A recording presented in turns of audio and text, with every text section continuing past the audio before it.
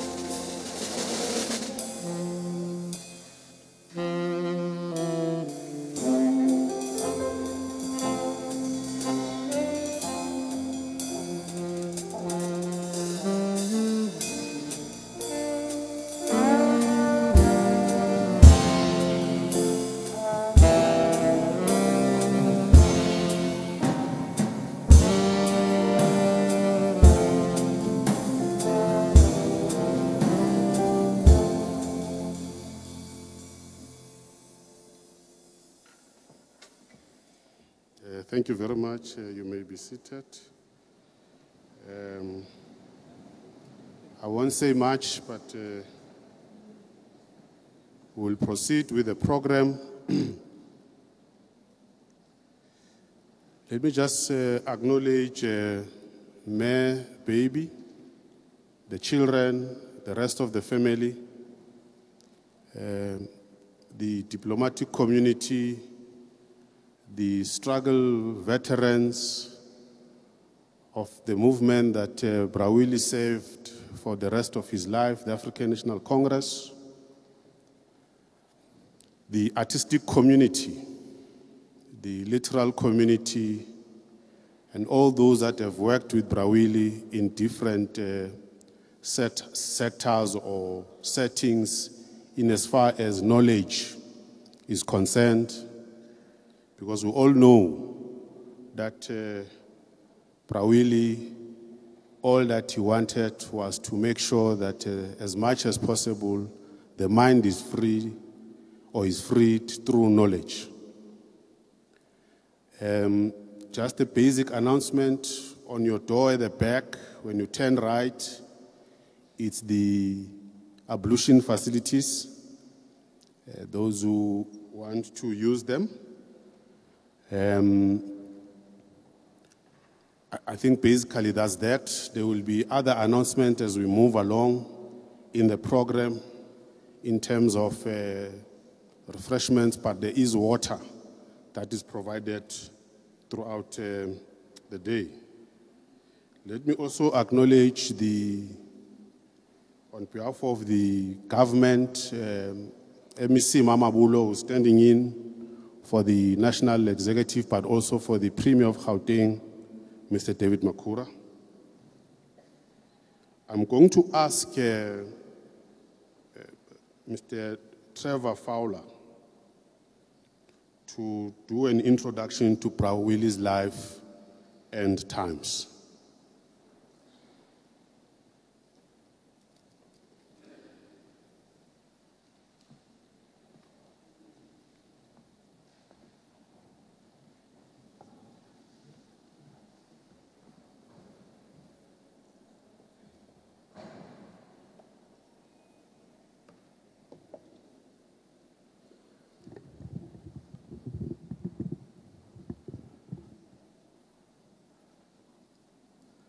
Sis baby, the children, sisters, the extended family, MEC Mamabulo, acting premier, speakers, ministers, deputy ministers,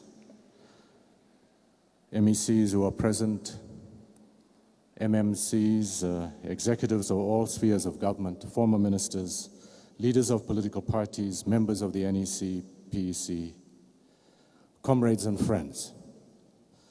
We are gathered here to pay tribute to the life of Professor Keorapetse Kgositsile, known to us as Brawili.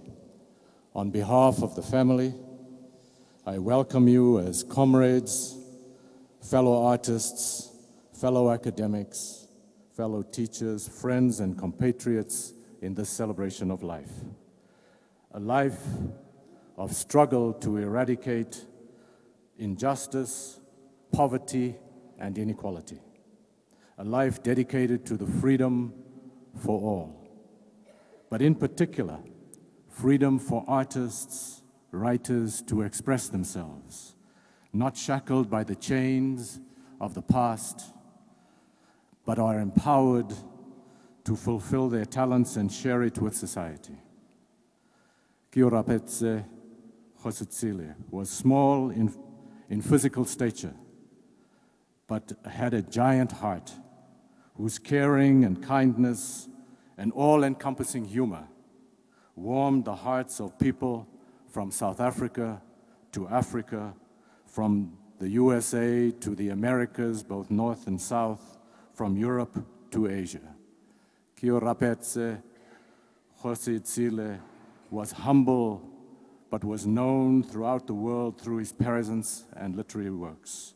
Keorapetse Kgositsile was often diplomatic, though not too often, but always spoke the truth in a manner that those who sought the darkness would be caught naked in the bright light of the truth. Keorapetse was small in stature, but towered over those who shunned principle and integrity. It was a warm, sunny Saturday afternoon when I walked into the inner city cultural center of Pico Boulevard in Los Angeles over 30 years ago. I passed an old poster on the wall that said, Lena and the Busman, a play by Athol Fugard starring Zakes Mukai, who had acted in many films. The Inner City Cultural Center was home to many renowned black actors and writers such as Bea Richards, Glenn Thurman, and Jean Boland. I then walked into the room and saw Keorapetse Kgositsile, much smaller than I'd imagined, about which I had learnt so much. As most of us were younger than Keorapetse, his reputation preceded him. I heard about Keorapetse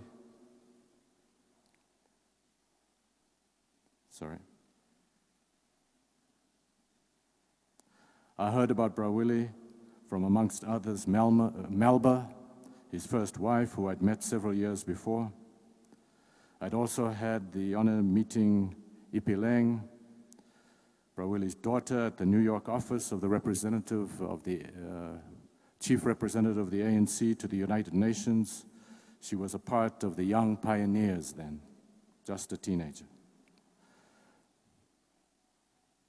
Keorapetse then gave his speech, and he regaled and enthralled the mixed audience of political and artistic cultural activists with his poetry and irrepressible humor. Soon he had inspired the audience that they should bring the ANC, a cultural group, Amandla, to increase mobilization in California against the apartheid regime. The agenda for several months was how to raise money to bring the large group to California. This story is repeated several times in several countries and continents. It was the essence of the way Keorapetse lived his life. He later returned to LA as a professor at UCLA, as he had done in several universities in the United States, in Africa, throughout his life. I wish to quote from a friend in New York who sent me a message today. She's the daughter of Louise Patterson, and named Mary Lou Patterson, who were very close friends.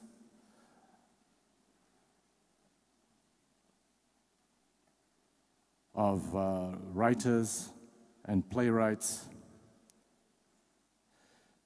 She said, and I quote, "What impressed me about Willie was his modesty, no self-promotion.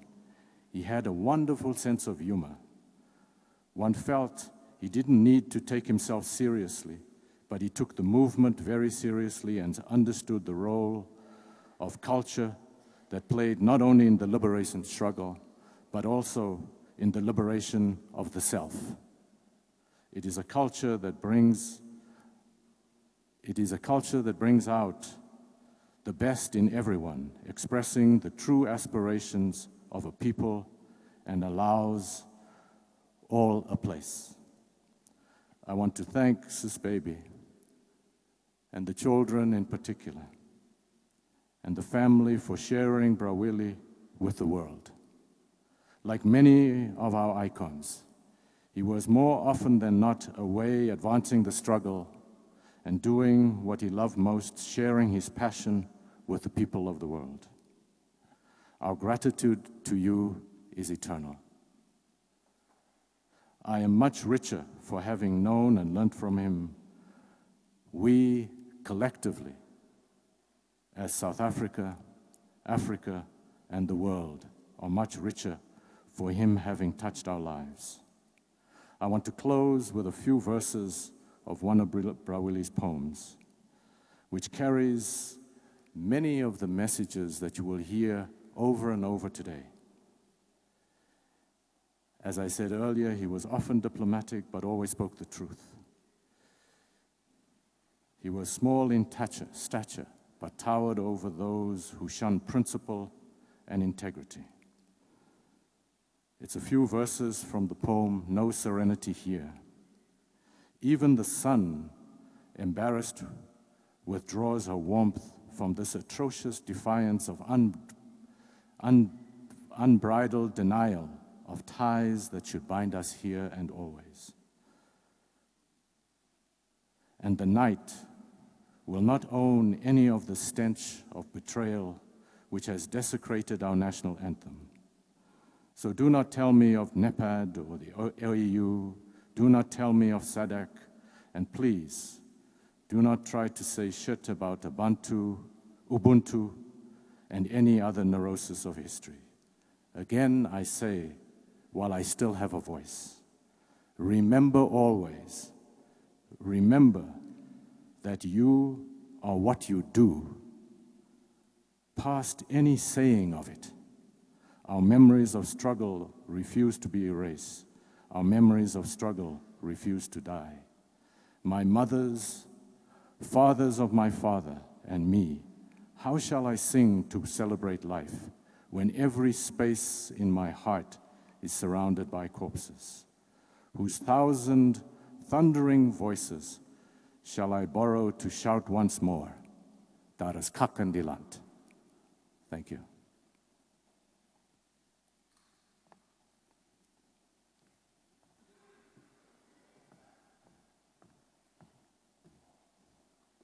Thank you very much, Mr. Fowler.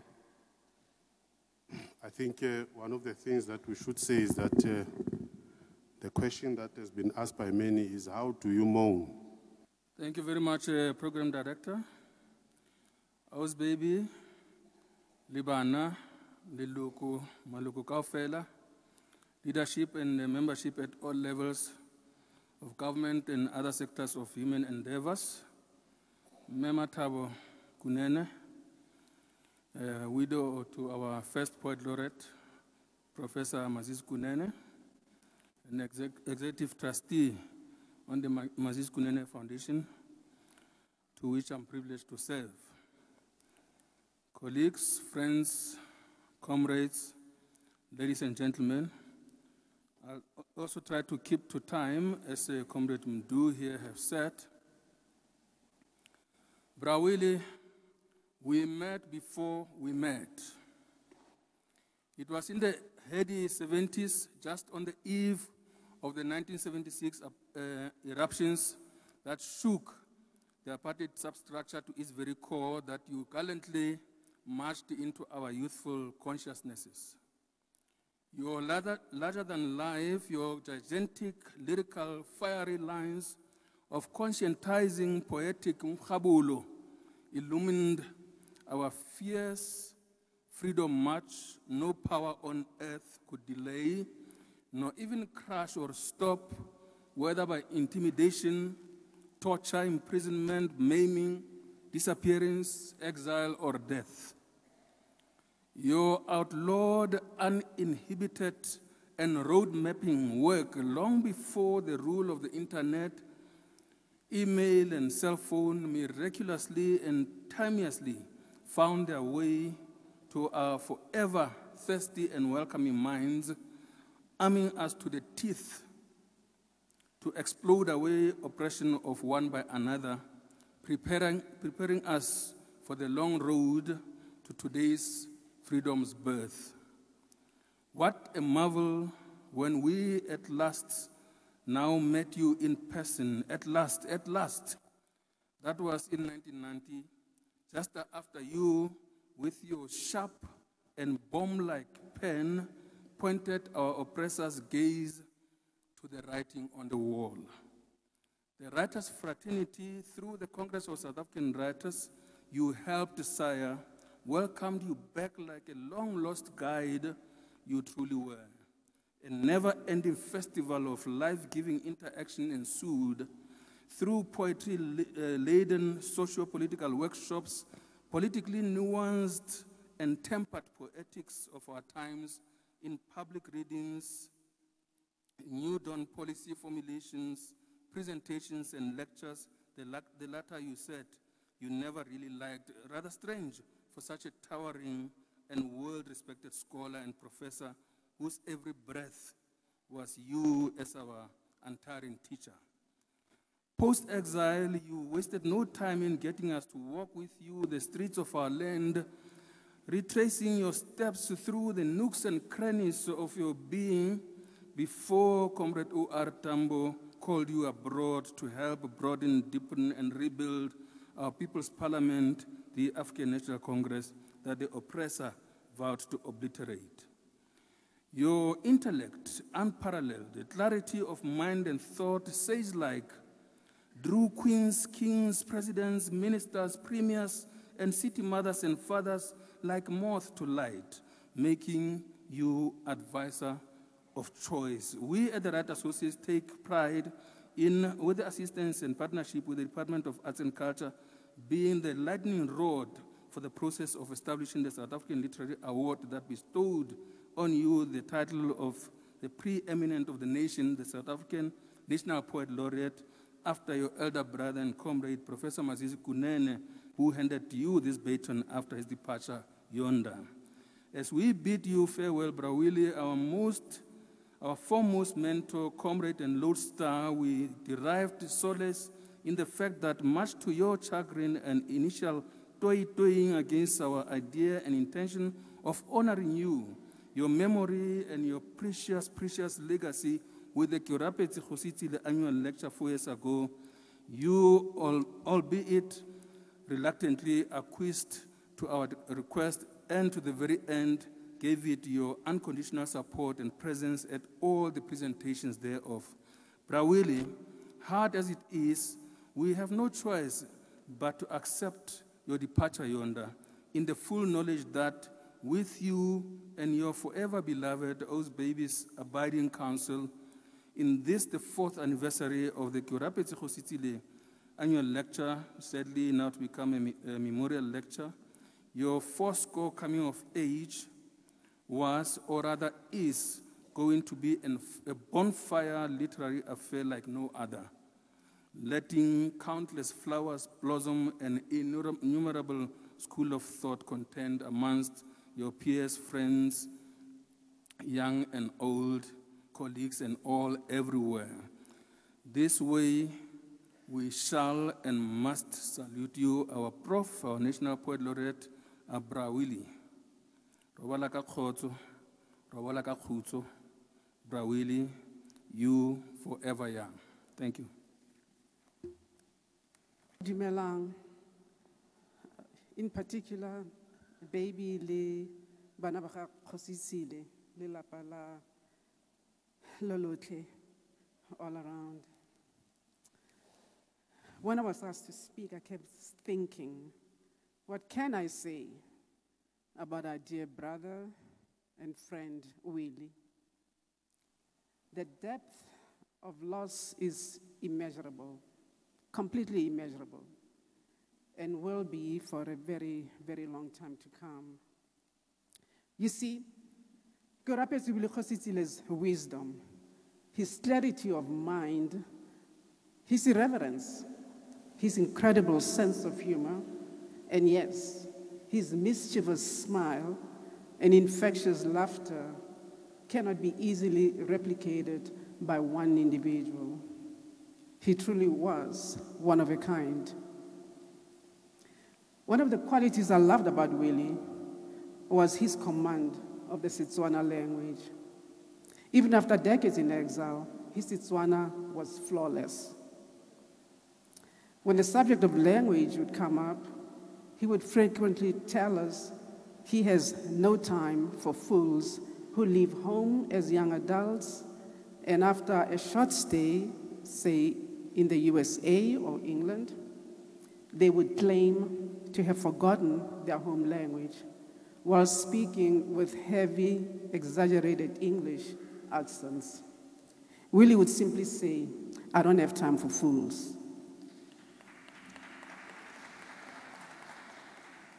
By the way, while living in Botswana, Willie was introduced to Keorapetse Kgositsile and established a very deep relationship with him and the Molepolole village, now a small town, but the Molepolole village embraced him as one of their own. In that village, Willie would often go ayako khotleng, and he would go there not as an observer or an academic studying Tswana culture, but as an active participant. That is how they wanted it, and that's how Willie also wanted it. So since his passing away, I've received many, many calls from that community in Botswana, thanking the Kgositsile family for sharing their son with them. Willie had an abundance of energy and staying power, which is great because he loved to engage all those interested in the liberation of oppressed people everywhere, and saw literature, visual arts, and other artistic cultural forms as weapons against the dehumanization of the oppressed. Willie's home in New York was always full of fellow writers and poets and political activists, visual artists, and of course, us. There was always music and food and drinks. And I must add that Willie was always generous to introduce us to his peers in the literary world and wanted us to engage them. So it wasn't, I'm introducing you to, say, Ishmael Reed or, Ayiguama or whatever it is, just so that you can be an observer. He wanted everybody to participate in the discussions because he thought that every single one of us could make a difference and must make a difference. So it was wonderful. It was a wonderful opportunity because, among other things, he'd always say, have you read such and such, or have you gone to see this play, or do you know this piece of music? So he was always, always educating, even as he, in a sense, sort of entertained us. I have to just add one thing about Willie. Willie was street smart, and he left home as someone who was already street smart. I guess he got that from the streets of Western Native Township, which was what was originally called Kasi, around West Dean nuclear area now. And of course, he was also street smart in New York. Don Matera, who knew Willie since his teenage years, told me in Willie's presence about how he would sometimes come to Willie and Tinyani Matabani's rescue when gangsters were trying to rough them up. But he would also add, it's because of something they would have said or done. Willie would laugh, and of course, add to a number of those stories about life in the townships in those days before he left home.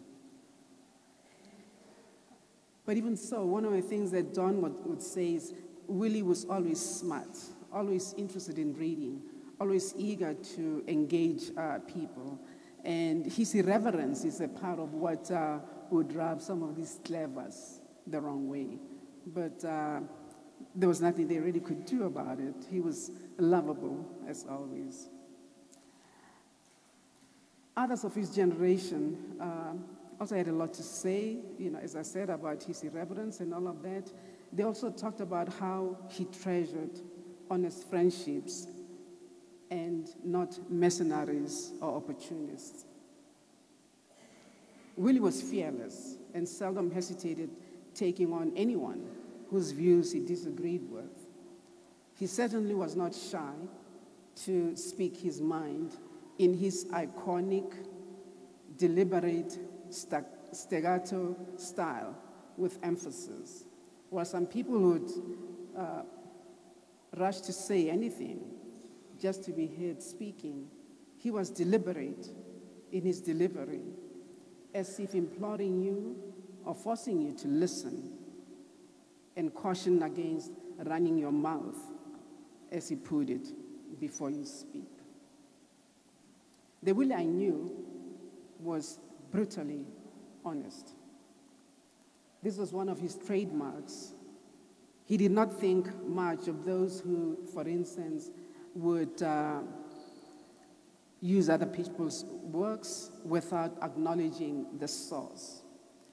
And going, from university to university in the United States, I often heard him saying to the young students, don't be lazy, read and think, and put on paper what you believe. We need to have your opinion, and acknowledge where the sources come from, which one really sort of appreciated.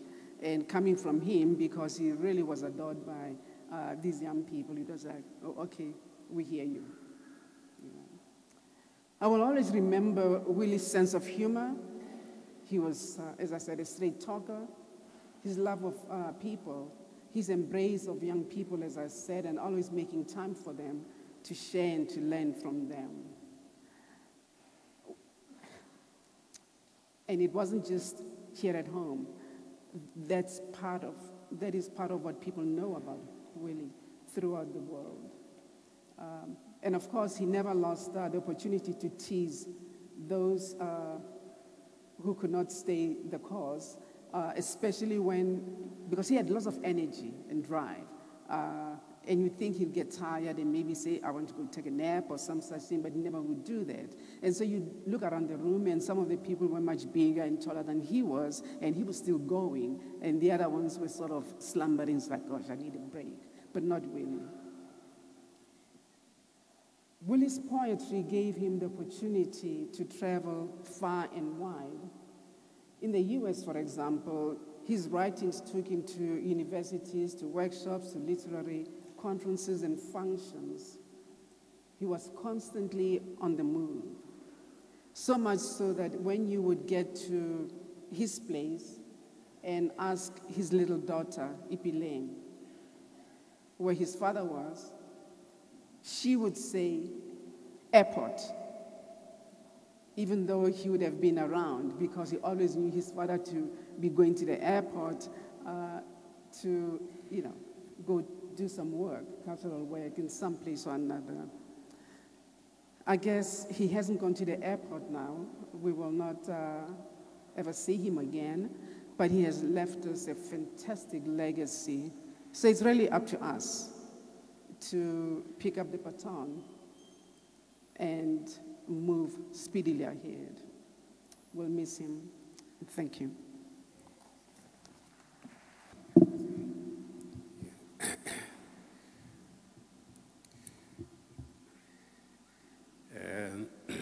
Thanks. Ceci, baby, it takes me back to 2 years ago when you, Willie, myself, and my family spent some time in Senegal. But what I'm going to say today takes in what I've known about Willie for the last 45 years. Although Keorapetse Kgositsile's poems have at their core only a single theme, his encounter with the world as politics. That theme can itself be divided into 3 different themes: the privacy of pain, of anxiety and longing. Second, the difficulty of expressing pain, anxiety and longing. And third, the social and political complications that arise as a result of that difficulty. Pain, anxiety, and longing, as we all know, have no voice. But when they ultimately find a voice, they begin to tell a story, often a very complex story. And the story that they tell, as they do in Kgositsile's poem, is about the inseparability of these three themes, their embeddedness in one another. When we hear about the pain, anxiety, and longing of others, the events happening within the privacy of their own inner worlds may have the remote character of fiction, belonging to an invisible geography that, however intense, has no reality because it has not yet manifested itself on the perceptible surface of language. Vague and unreal, pregnant with meaning, yet evaporating before us because not available to linguistic confirmation. Imperceptible squads of emotion and the anguish occurring in other people's inner worlds flicker before us, then disappear.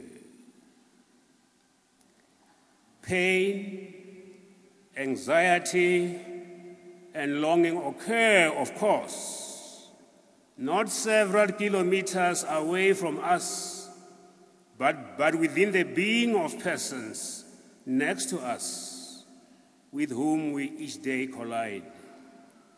Whenever Kgositsile's poems achieve whatever lies in their extraordinary ability to communicate and share pain, anxiety, and longing for freedom. Kgositsile's poems develop the artistic tradition in African and African American literature of reflection about our failure of mutual recognition and solidarity, and above all, the difficulty of being transparent to and for others. Like Alex Lagoma, Eskian Pashele, Wally Sirote, Gwendolyn Brooks, Amiri Baraka, Brenda Marie Osby, and Toni Morrison. He explores and excoriates our refusal to see, to inhabit states of being other than our own. He invites us to know and see more than we usually do. In this way, he works upon our inner eyes, whose moral and political failures he castigates. Although he refuses the easy notion that mutual transparency can be achieved in one heartfelt embrace of comradeship. But why take the bother to study his works? Just one paragraph, at least for now. The answer needs some elaboration. There are many forms of thought and expression within the range of public discourse, from which all who live and work in South Africa derive the knowledge, intelligence, and sensibility to human values. The capacity for sound judgment, which, as so far as possible, all should possess. We all do need Kgositsile's work, because on a daily basis, we are called upon to make decisions. All who live and work here need knowledge of history and facts. In the last 24 years, we began to see how new laws, new policies, and strategies of different types provide a curriculum framework for solidarity and social cohesion. But learning about many things does not produce empathic understanding. To become a citizen and a neighbor in our deliberative democracy, one must not simply amass knowledge. One must cultivate in himself or herself a capacity for sympathetic imagination that will enable one to comprehend the motives and choices of people different from ourselves, seeing them not as forbiddingly different, but sharing challenges and possibilities with them. Finally, says Baby, I should say now what I've been saying these last 40 years. I taught him here under a pseudonym. I taught him in the US, I taught him in England.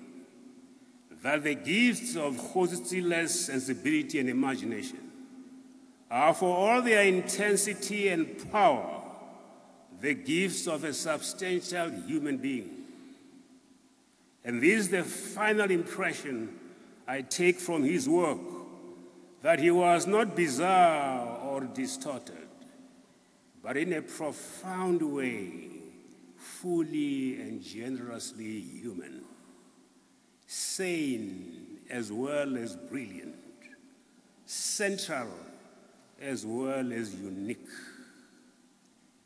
And if it is true, as his poems show all too plainly that it is, that he followed the vocation of the artist and soldier, this surely is a route we all aspire to take too, even though ours may not be as intense and as excruciating as his.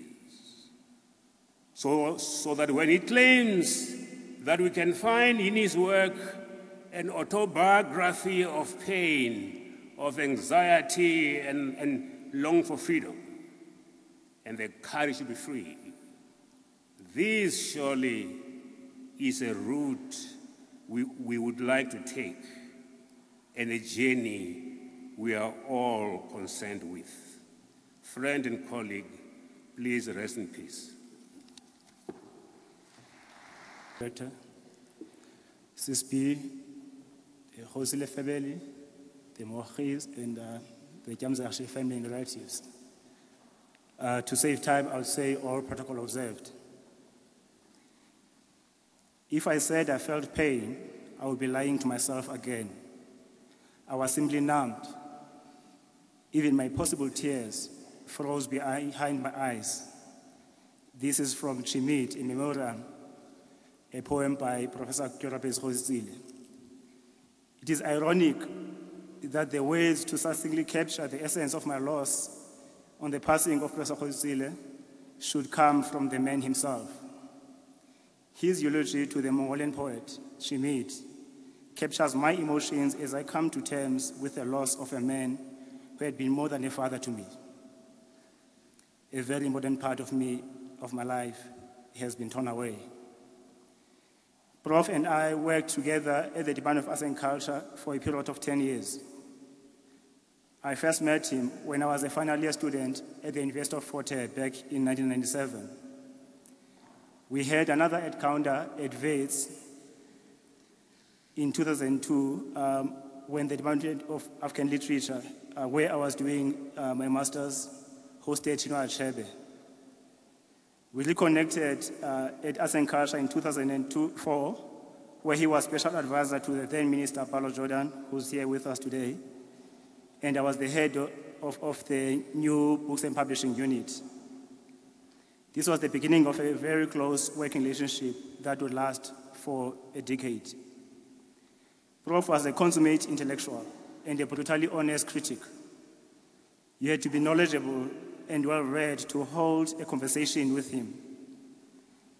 A conversation with Prof. Kgositsile was a lesson in history, politics, philosophy, literature at the same time. He played a vital role in my growth as an artist and a civil servant. He was instrumental in the establishment of the Baobab Literary Journal and the reprint of classics projects.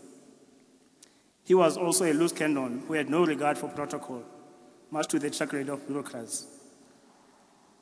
When I make an appointment with a senior official, he often asks, Why would you make an appointment with someone you pass in the corridors every day? So you barge into the offices without appointments and get work done. Our DG, Themba Wakashe, and his successor, Sibuso Tlaba, got used to our ambush tactics. He always questioned the logic of having a large delegation when the job could be done by 2 people. In 2002, our 2-man delegation attended a conference in New York. While there we met with some activists, and together we visited Nat Nakasa's grave at the Fancliff Cemetery. We discussed the possibilities of repatriating Nakasa's mortal remains back to home soil. The work began immediately after our return, and we were granted permission in the early months of 2014. When we landed at the King Shaka International Airport on 19 August, amidst jubilation for the arrival of Nakasa's remains after 50 years of exile, my heart sank as it hit me that the man who should have been here, who was so integral in the process, was not with us. To those who had the privilege of being in his company, Prof. Kgositsile was more than just a poet. Many have rightfully stated that he was a very humble being with a great sense of humor. What is not often said is that he was also a shopaholic and a hopeless romantic. In 2006, we were in Vienna with several writers, including Lebo Mashile, Lesego Rambulukeng, and Zakes Mda. Brawili went shopping with Lebo and came back with bags full of new books and clothes, mainly for his wife. Bramandla Langa was so impressed that he asked Brawili to go with him the following day to also buy a few things. Brawili responded, "No, Mandla, they don't sell special there." In 2010, we were in Edinburgh, Scotland, and there was a particular clothing item that caught my eye. The problem was that it was ridiculously expensive. I didn't buy it. The next day, I suggested that we go and check if it was still there.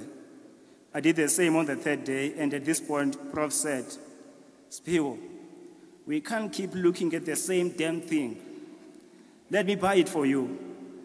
I found myself saying, "Okay, Prof, I'll buy it.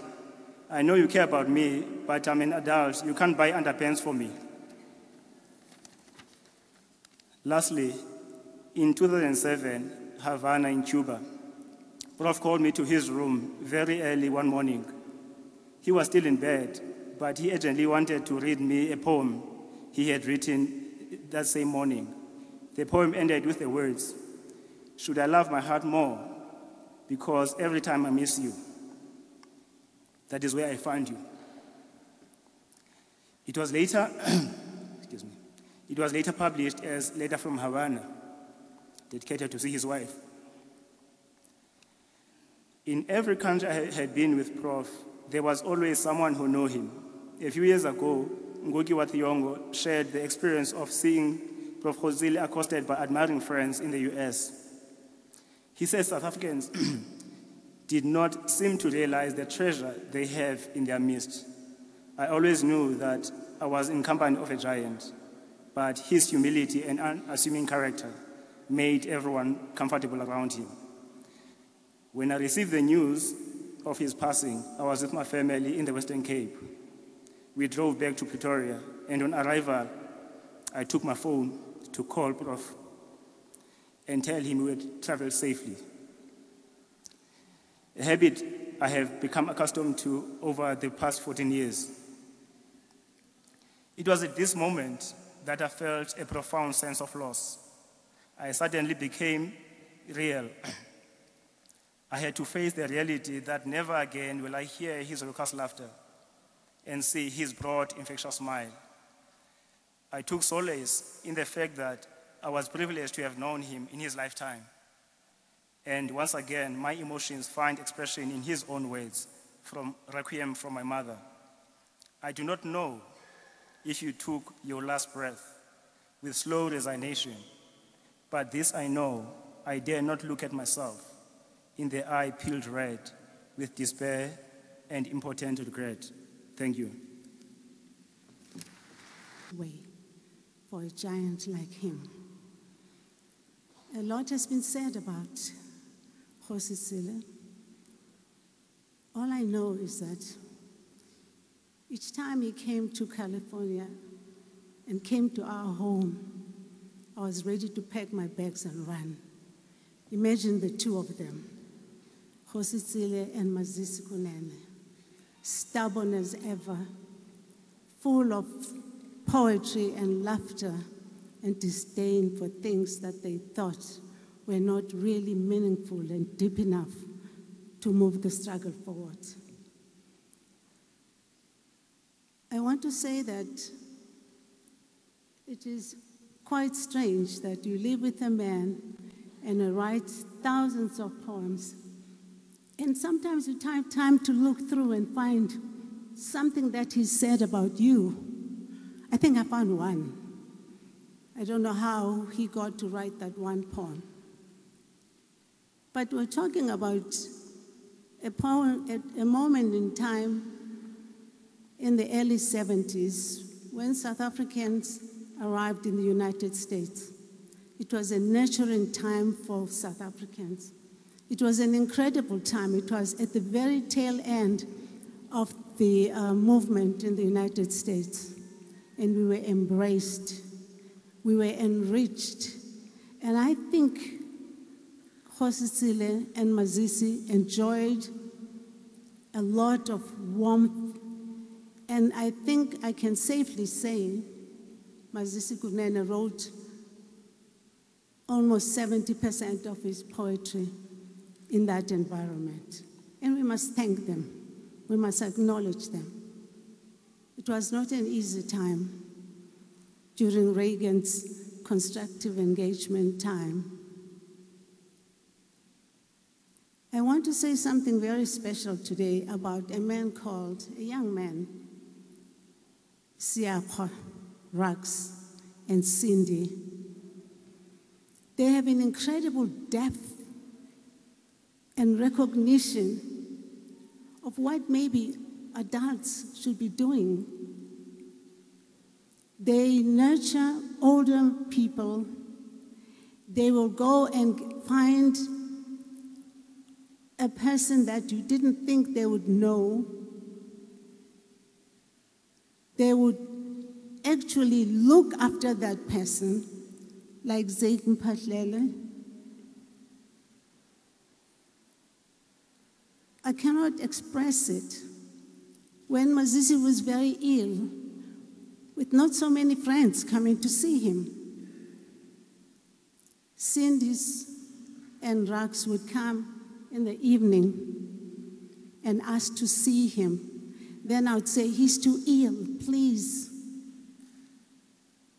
But as soon as Mazisi would hear Rax's voice, he would perk up. And I'd find them having a long discussion. I said, how come? Because it touched him at a part, and he appreciated it. Rax, you're doing an incredible job. I remember you bringing Professor Chinua Achebe on a wheelchair.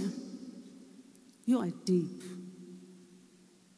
And I hope that the Department of Arts and Culture will always nurture and listen to your requests when you're looking for something. Sis baby, I'm older, but I want to tell you, your job is only beginning. It is up to you to find every scrap of paper.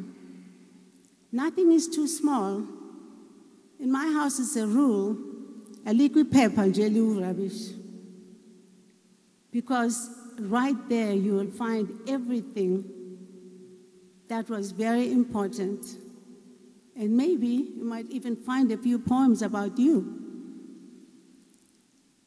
Just not so long ago, I was clearing some papers. I found a piece of paper scribbled. Mntakwethu ngibona ngathi inhliziyo yakho iphansi. Ngizobuya ngizokuthengela isibindi uthi ukuyiphekela kancane. Now we're living in California, and I'm thinking he's writing to me this love note about me cooking a little bit of liver. But because it's a message that I bring on behalf of Mazisi Kunene to his beloved friend and poet, I'm just going to, it's very difficult to find anything, but I think this one will work. It's in a collection called The Ancestors and the Sacred Mountain, Anthem of Peacefulness.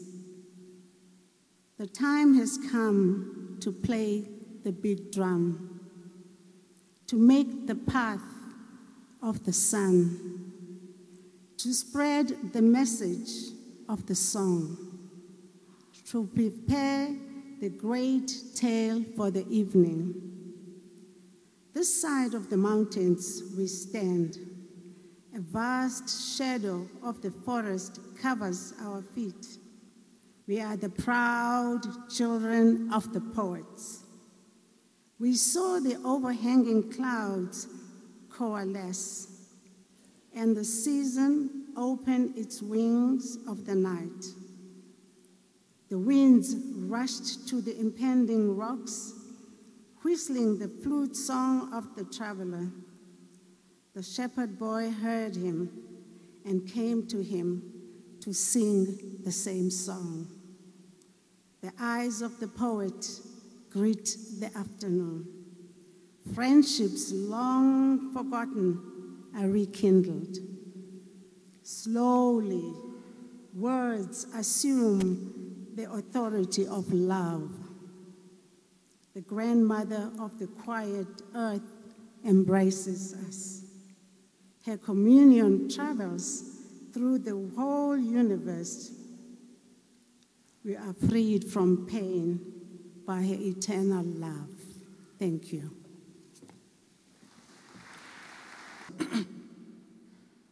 And thank you for your indulgence.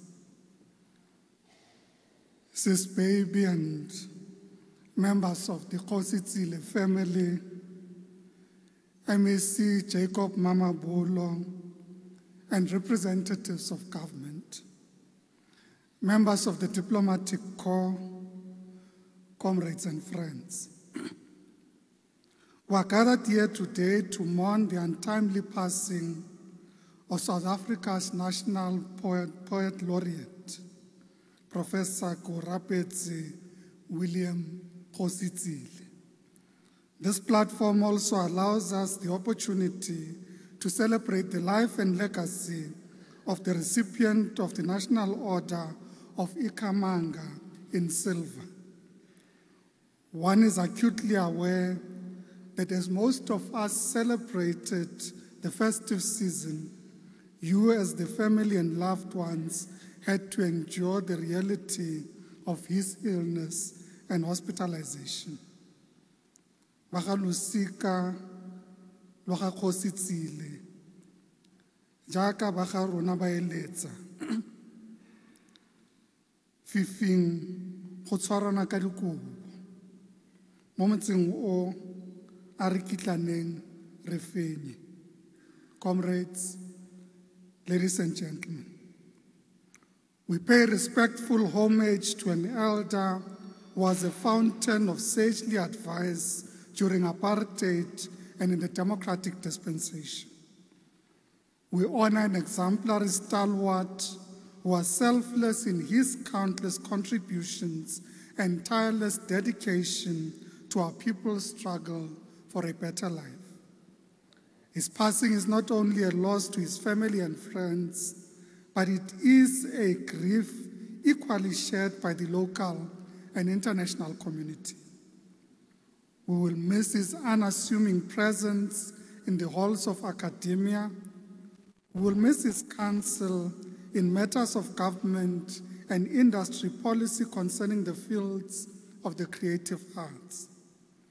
We will miss his baobab wit in cutting to size those who have forgotten what it means to be public representatives. We will miss his epic poetry, which is, reasonably so, comparable to the collected works of Pablo Neruda of Chile, of José Martí of Cuba, Leopold Senghor of Senegal, and Aimé Césaire of Martinique. Our thoughts and prayers are extended to the Kgositsile family for sharing their son, father, grandfather, and husband to the nation. In spite of his small frame, Bra Willie, as was affectionately known, possessed a giant intellect and an X-ray sharp tongue. To him, the world of politics and the creative arts were mutually inclusive and reinforcing. Many things have and continue to be said about him, but it could never be said that he was an ivory tower intellectual. To him, being designated as a public intellectual meant that his poetry was informed by politics, and politics was eventually influenced by his poetry. I recall his much-cited 2008 poem titled "No Serenity Here."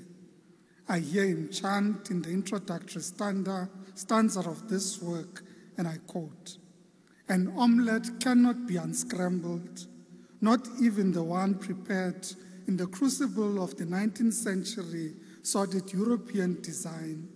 When Europe cut up this continent into little pockets of its imperialist want and greed, it was not for aesthetic reasons, nor was it in the service of any African interest, intent, or purpose," close quote.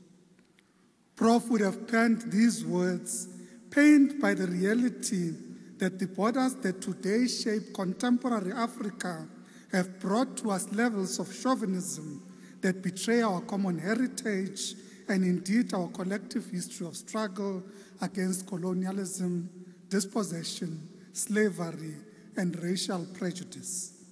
He would have been pained by the sight of the dastardly acts of xenophobia and Afrophobia that became part of our reality in that year of 2008. He would have been embarrassed by the psyche that South Africans, differentiated from their brothers and sisters north of the Limpopo by borders imposed by imperialist masters, chose, in his words, to betray and desecrate our own national anthem. He not only warned us against the evil of chauvinism and prejudice, his lyrical words would always remind us that as leaders and public representatives, in particular those of the African National Congress, we are enjoined to place the plight of all our people, country, and humanity as the most primary of our objectives. Also, his words ring true as we prepare for the 2019 national elections, when the implementation of the National Development Plan will take center stage. As you all know, the NDP 2030 vision is our blueprint to unite South Africans, unleash the energies of its citizens, grow an inclusive economy, build capabilities, and enhance the capability of the state and leaders working together to solve complex problems. Our collective responsibility, therefore, under the leadership of President Cyril Matamela Ramaphosa and the entire leadership elected in December, is to ensure that these ideals and aspirations are attained. We should commit to Bra Willie and the cohort of revolutionary ancestors he joins that were up to the task to inherit this responsibility and the movement they bestowed on us. Program Director, Bra Willie is a giant of our struggle because he lived by his actions and his words. We have learned from him that leadership ultimately is not concerned with the pursuit of selfish individual interest. Rather, for him, leadership is defined by the pursuit of collective, selfless interest. In our country, the demands placed on selfless leadership are underscored by the challenges we are faced with in an environment of diminished economic growth and the low commodity cycle. As such, we require leaders who will articulate a vision we can all share and aspire towards in application. We need leaders who understand the relationship between good governance and effective service delivery. Comrades and friends, many words have been spoken and much ink has flowed commemorating Professor Kgositsile. What did it mean for him to be honored as the National Poet Laureate? Why was he bestowed with the Order of Ikhamanga? There are a select few creative people who are called Poet Laureates. Professor Kgositsile joins the elevated company of another creative genius, Professor Mazisi Kunene, who was also honored as a National Poet Laureate. To be a National Poet Laureate implies the person represents excellence and duly becomes an ambassador of their country. In Professor Kgositsile, we have in mind whose international stature is unparalleled in influence, in style, and aesthetic appeal.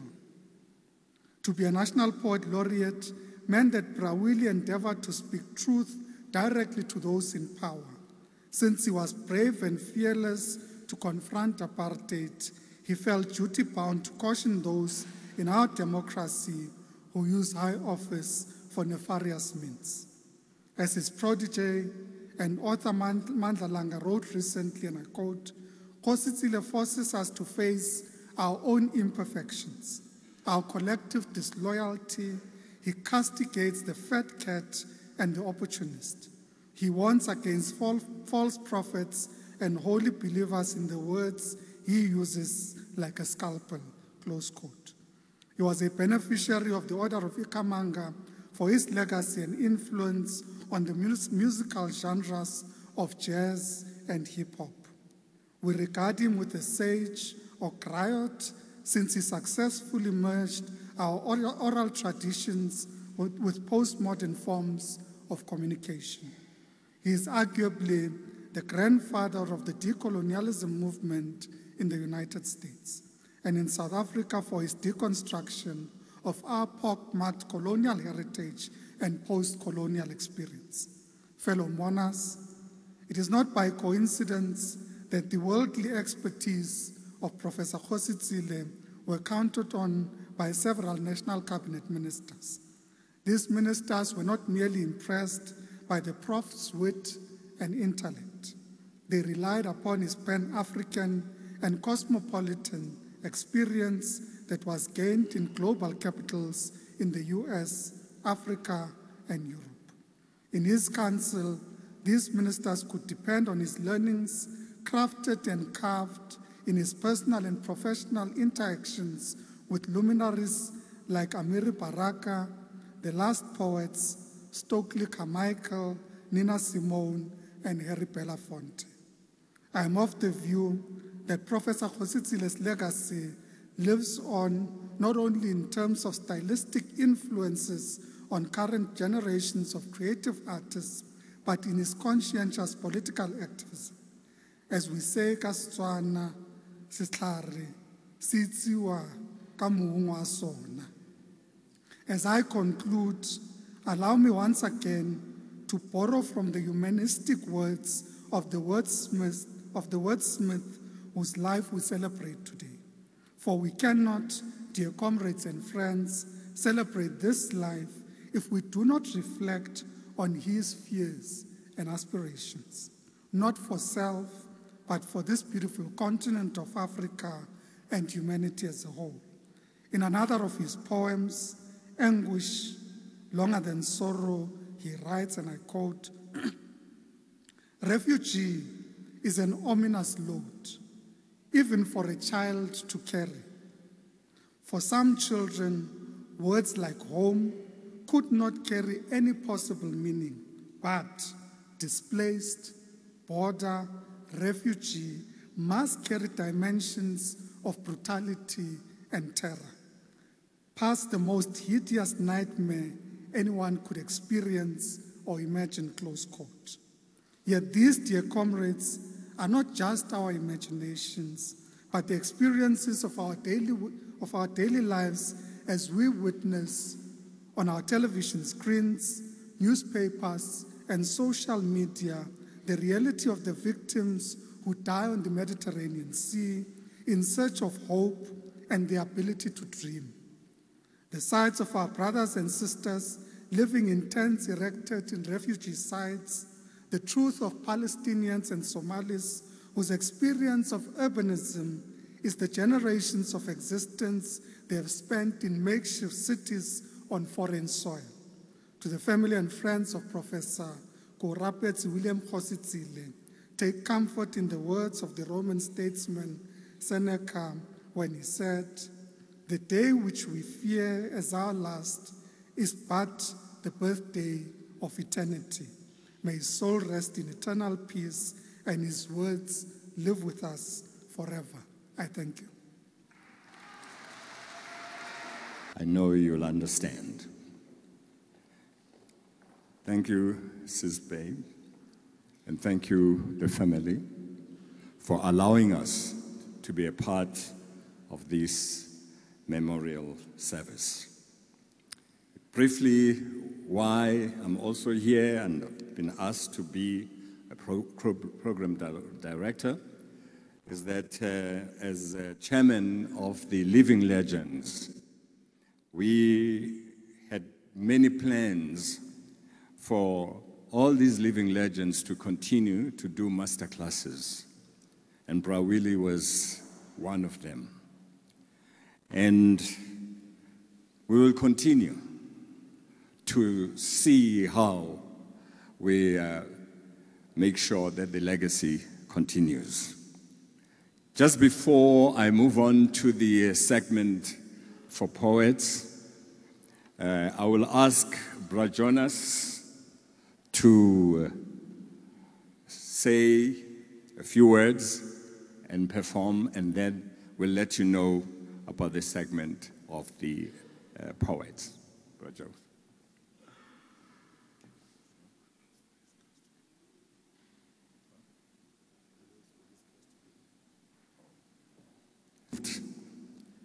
FS27 SRGP WRV 803 GP. He was Sibiletos Matabani. He was just as short as Kgositsile. So I had two little short guys protecting me. That's where it started.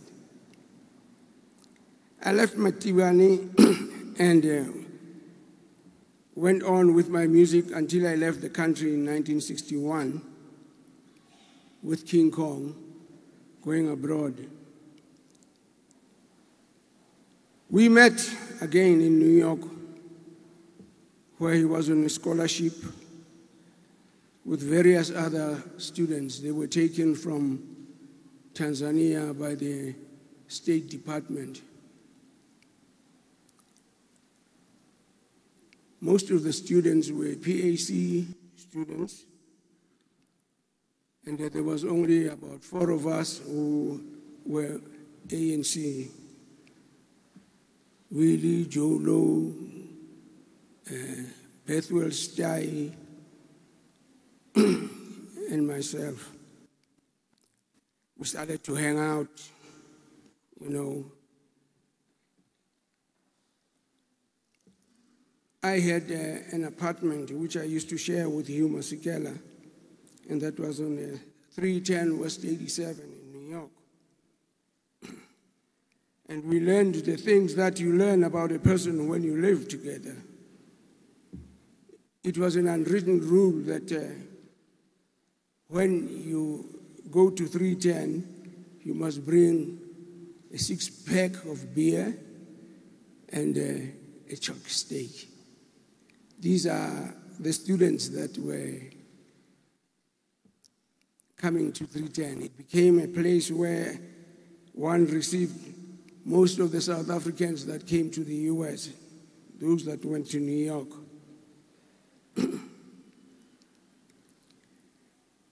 We had a stove which had a grill on the top, and Willie could not reach that. So when I said, man, I can't keep cooking alone, you know, because we did live together at some time. He would take a chair, stand on it to fry this chuck steak.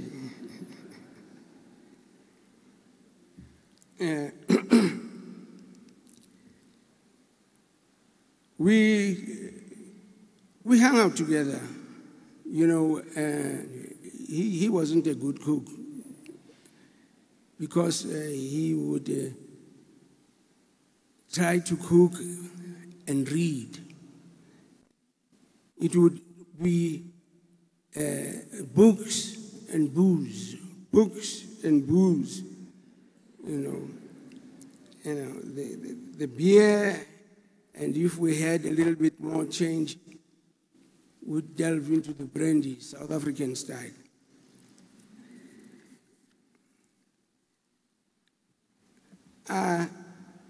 I left the US on a concert tour with Kaifa Siminya and Letambulu, and then stayed on in Botswana.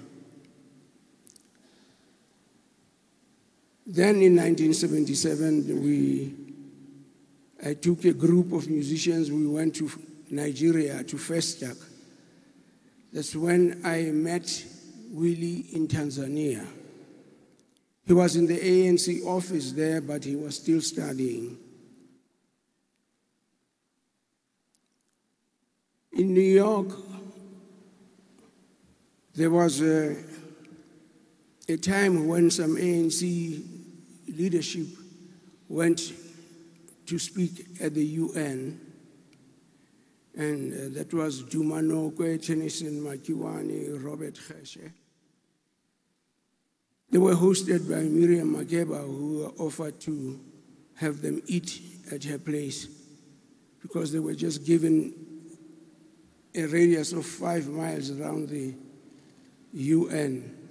So they had their meals at Miriam's place. And we went to see them with Willie. Then they decided to have Miriam Makeba make a speech. But they locked Kgositsile in a room and said, "You write the speech." So the famous speech that was made by Miriam Makeba at the United Nations was written by Willie Kgositsile.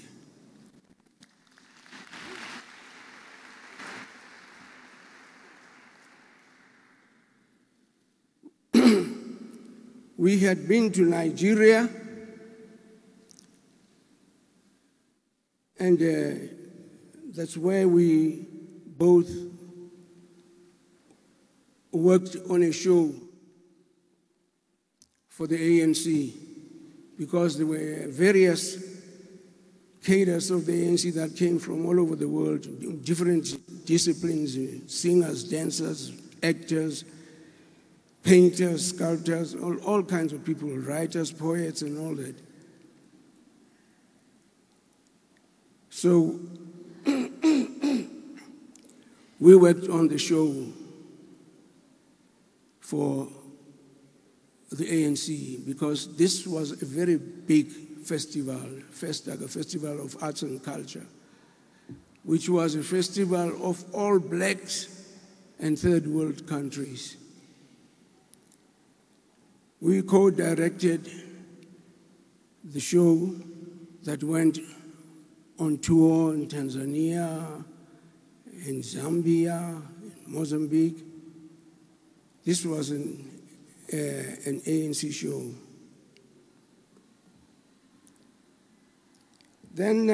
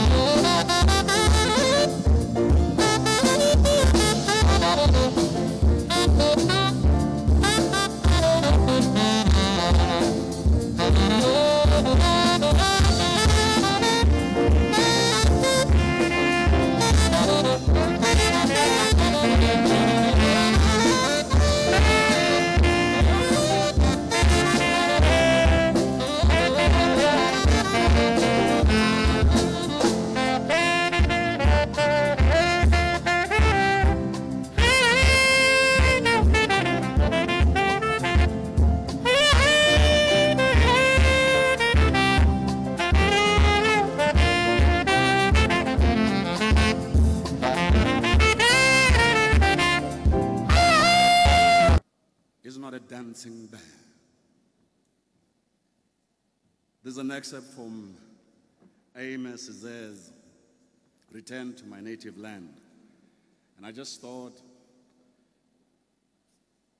this excerpt just captures for me the soul of Bra Willie Kgositsile. Bra Willie. It is so funny that we South Africans, we call a man who's in his 70s Bra. You know. But I remember an incident in Zimbabwe when I first met Bra Willie. And I was sitting with Bra Zakes Mukai. And among us was Ndate Ngakane, Ndate Lionel Ngakane. So what was interesting was every time I spoke, I would say, hey, Bra Zakes, you know this and this and this. And then when I addressed Ndate Ngakane, I would say, why isn't Ndate Ngakane this? And Bra Zakes went, ooh, Lionel. Monna, bare Bra Zakes, wena Ndate Ngakane. Ladies and gentlemen, my tribute for Bra Willie starts with a poem by Stephen Spender, The Truly Great. And it goes thus: I think continually of those who were truly great, who from the womb remembered the soul's history through corridors of light where hours are suns, endless and singing, whose lovely ambition was that their lips, still touched with fire, should tell of the spirit clothed from head to foot in song, and who hoarded from the spring branches the desires falling across their bodies like blossoms. What is precious is never to forget the essential delight of the blood drawn from ageless springs, breaking through rocks in worlds before our earth. Never to deny its pleasure in the morning's simple light, nor its grave evening demand for love. Never to allow gradually the traffic to smother with noise and fog the flowering of the spirit. Near the snow, near the sun, in the highest fields, see how these names are fated by the waving grass and by the streamers of white cloud and whispers of wind in the listening sky. The names of those who in their lives fought for life, who wore at their heart the fire's center. Born of the sun, they traveled a short while toward the sun and left the vivid air signed in their honor. But I welcome Unseni Mopili, Idira Origins. But I'll conclude with a poem that I recited. I'm not a poet, I'm an actor, acting out to be a poet. But Bra Willie, I recited a poem for the first time. I remember we were in Windy Brow, and I recited a short poem of mine that I had written called Siyazazi. And it goes like this. From the bowels of Dubity, once proud beings, then reduced to a corrosive humility, Our souls disgracefully packed and sold. Time's take turned the meek to bold, elevating our spirit to a height much to perplex arrogance might. Cause now, siyazazi, we know who we are. Re a tseba gore bana ba kgwale re tsebana ka melodi. Re a tseba gore bana ba kgwale re tsebana ka melodi wa popego. Re a tseba gore bana ba kgwale re tsebana ka melodi wa mosepelo. E kwa ge re sese ka mesepelo ya rena. E kwa ge re kiki ka kgato tša rena. Morete thoo wa mokibo wa kgato tša rena ga o ne papišo. Thank you very much.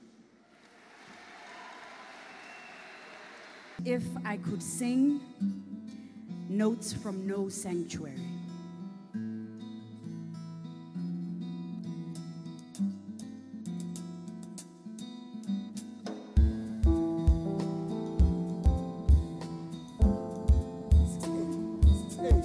Perceived like that.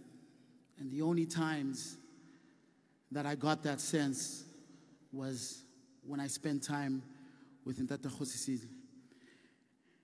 I had no business calling him Brawili, but he allowed me to.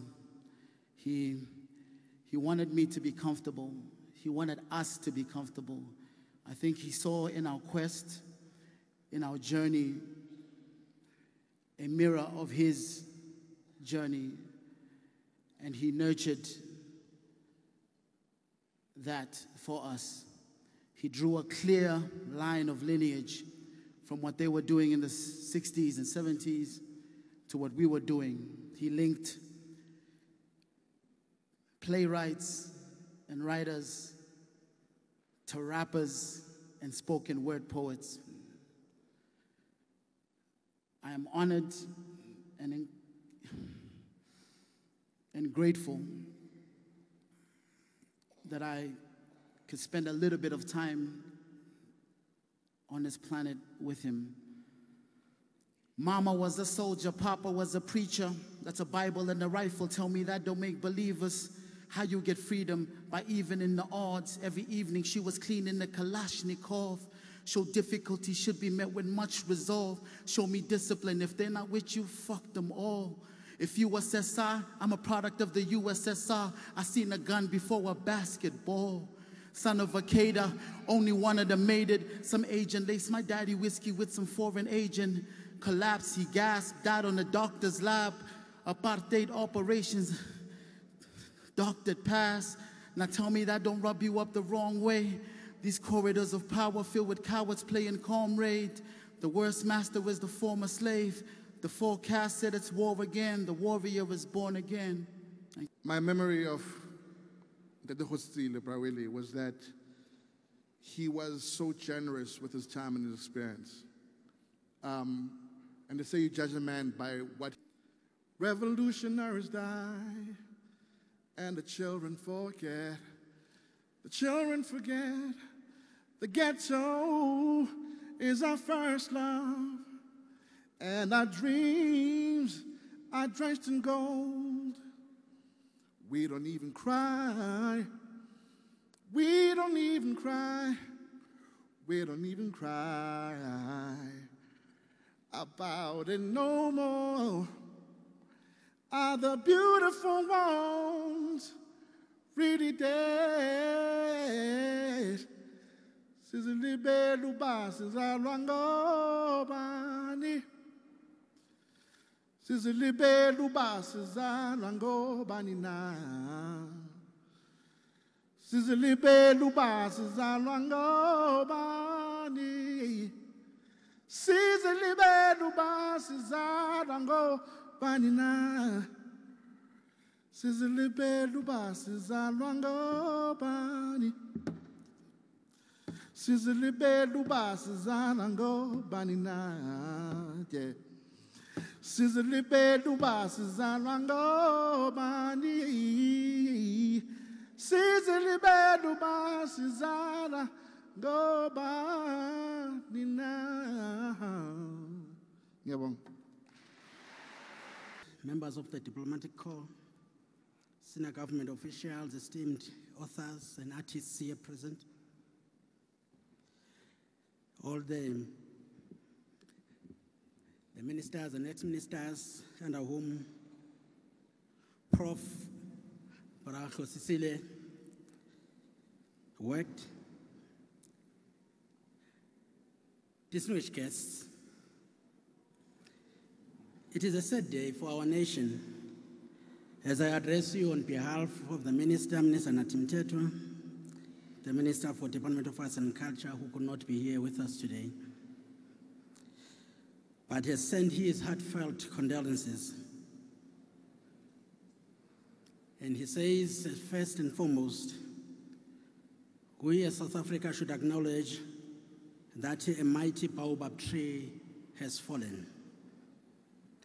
Today we pay a tribute to a great man whom we can truly say was a man of the people. He was a husband, a father, a soldier, a freedom fighter, and a writer whose words speak eloquently of the times we live in. He was an icon. He was a man of distinct writing skills. But he was not just a good writer. Professor Kgositsile was a magnificent writer. His poems grew from their roots, yet they aimed for the stars. He had his eyes that contemplated the past we should not forget. He addressed the travails of the present, and he pointed the way to the future. His was a vision of people, but also one of forewarning. With utmost truthfulness, he also warned of shortcomings in the present that could present perils in the future. All the time, he raised consciousness among his audience using the power of pen, which he understood that an idea kept in the mind of one without being translated and documented, that idea might not bear fruits of its intention. He did so in a way that was unassuming and contemplative, as if poised in the middle of a thought, yet he was assertive. In a quiet and pointed way, he brought the message home to the audience and to his readers. And this is the mark of greatness, not of any kind of greatness, but that which is soulful yet tangible, of great depth and profound, yet measured and unforced. He did not shout, but soothed us, and in his soothing, he healed us through transmitting an idea which could change the individual and also change the world. This is the stamp of a real organic intellectual, yet he also embraced learning and the power of reading. He encouraged study and the need for the potency of words that are well thought out and full of meaning, fulfilling its higher mission. And he was at home in this world as an African Renaissance man, even before we spoke of African renewal. He was at home in Harlem, equally so in Dar es Salaam, and in his beloved Johannesburg. Exile had forced him abroad, but wherever he went, he excelled. He influenced generations of writers, both in America and at home. His writing had music and passion and was rooted in an African worldview. He broke barriers. As a member of the arts and culture family, and with the title of Poet Laureate, he led South African authors' delegations to events all over the world, and he hosted workshops and mentorships at home to encourage new writing, including a part of the Living Legends Legacy Program. His presence at these events was inspirational and educational. He played a magnificent role and part in bringing back the remains of the great Nat Nakasa. He represents South African authors at African diaspora events as far afield as Jamaica and Ghana, among other places. How then should we best inscribe his memory and his legacy? We shall honor him like that other laureate, our poet laureate, Mazisi Guneni, by ensuring that as a national government, we shall intensify our efforts to tell his story, share his writings, and make his works known to others. We have a responsibility that the libraries that we have in government have the books, the works of these laureates. The Department of Arts and Culture is initiating plans for his works to be prominent in these libraries and discussed in reading clubs. We commit to improving conditions of our writers through interventions in the planned copyright legislation and intellectual property rights. We have also embarked upon the establishment, as well as resuscitation, of a new venture, a publishing house. Together with the National Library, this book house will have its focus in publishing of biographies and autobiographies in its initial phase. As part of the telling of the South African story, as well as a writing by new and aspiring authors. In these ways, we shall act in a manner that is true to the legacy and guidance of Professor Keorapetse Kgositsile. In the words of Prof himself, from his poem, Wounded Dreams, and I quote, "When we have walked through the restless shadows of wounded dreams and come back from tomorrow together, we shall know each other by the root and texture of our appetite," I close quote. May our baby and the rest of the Kgositsile family and fellow writers find consolation in that despite all our sorrow at his passing, his words live on. His legacy remains, and every day he will continue to grow roots through all of us. Working in the Department of Arts and Culture, the number of years he spent there are not a description of his contribution. His contribution reverberated beyond all that, and we shall make sure that his legacy never dies. I thank you.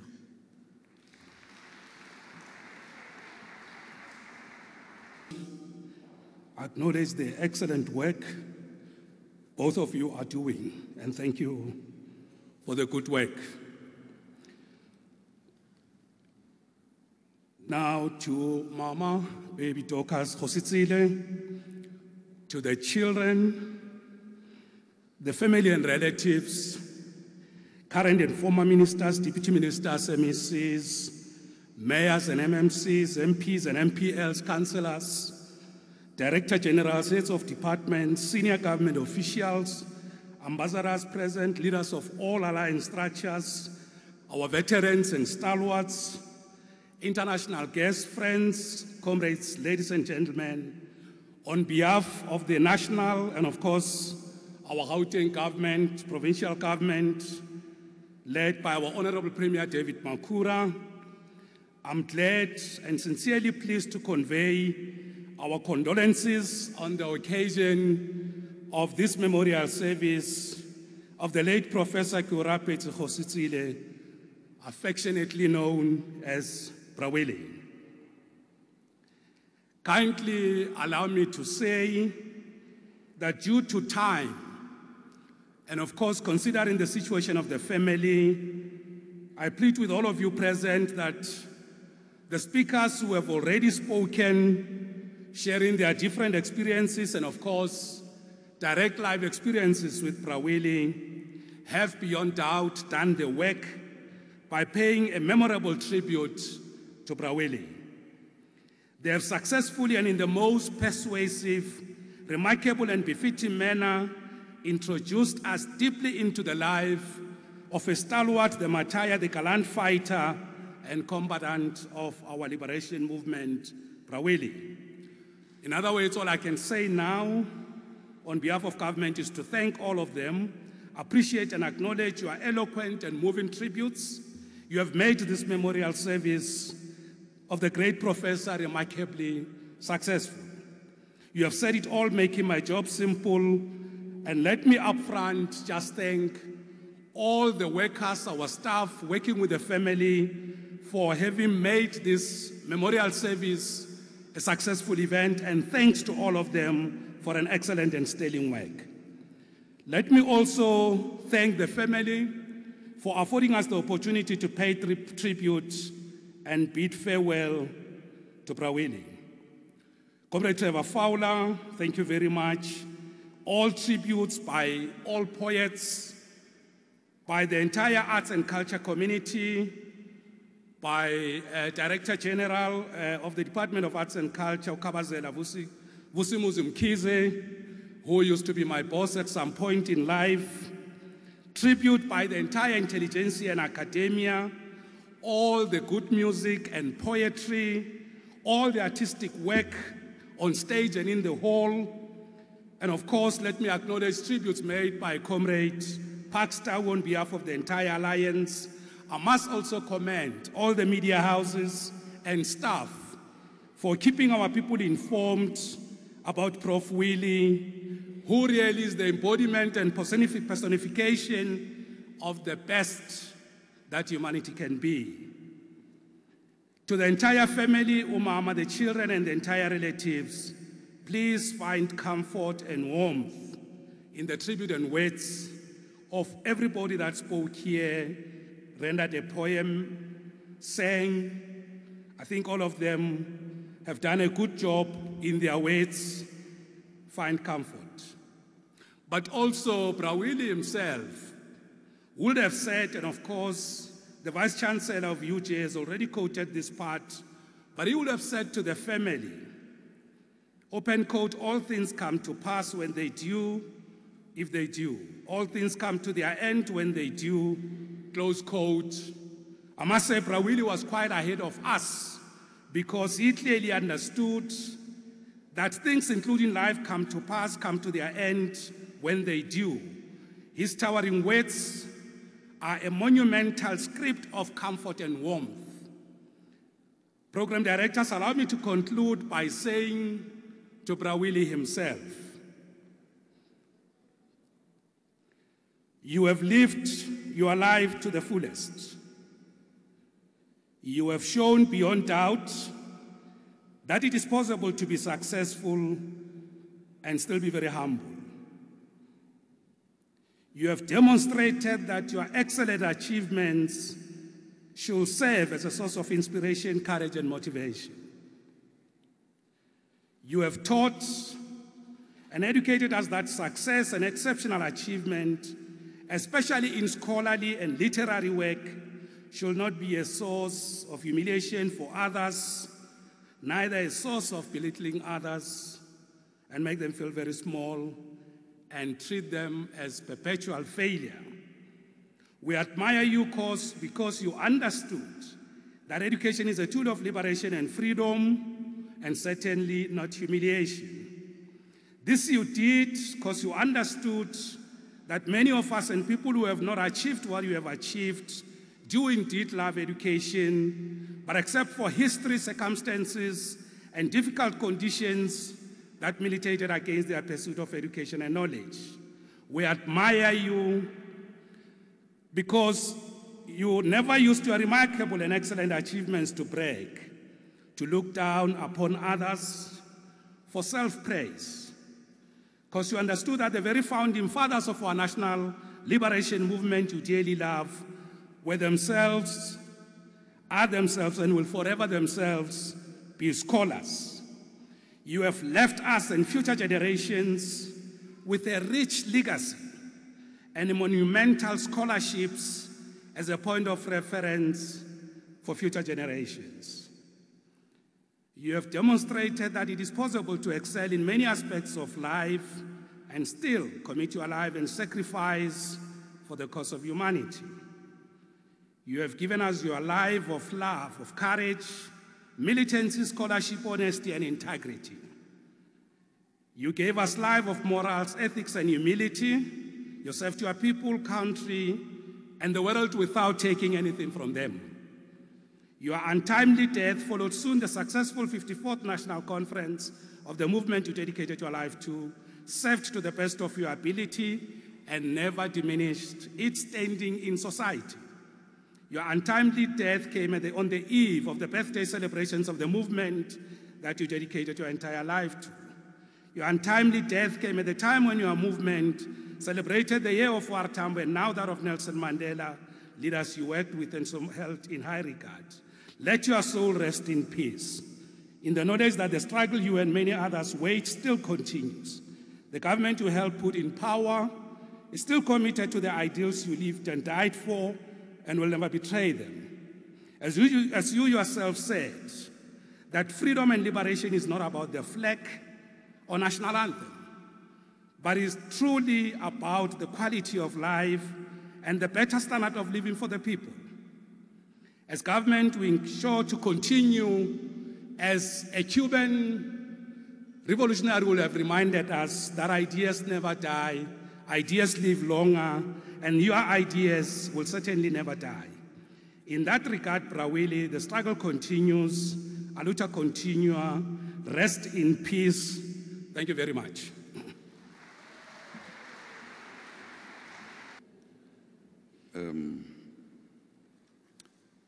Thanks, Program Director. My name is Riatile Kingdom Lolwani. Brawili and my dad are cousins, so that makes me his nephew. Now, on behalf of our baby and our families, we wish to express our sincere thanks to, first, the national government for having made this event possible. We're grateful and we humble ourselves to everyone who took time to come here and to remember our loved one. Our loved one, Professor Keorapetse Kgositsile. We thank the dignitaries, we thank the poets, we thank the music, we thank all of you people for the compassionate words that you have extended to us as a family. Who are saying we wish every one of you a memorable period where if all of us can provide this kind of support, then we are a united society. With this baby here, we say, and all our family members, we wish to further say that we are humbled by your presence, and we are humbled by all the renditions, humbled by all the good words, humbled by every step that, every initiative that, people have taken to be present here. We wish to again reiterate our sincere thanks to government for declaring the state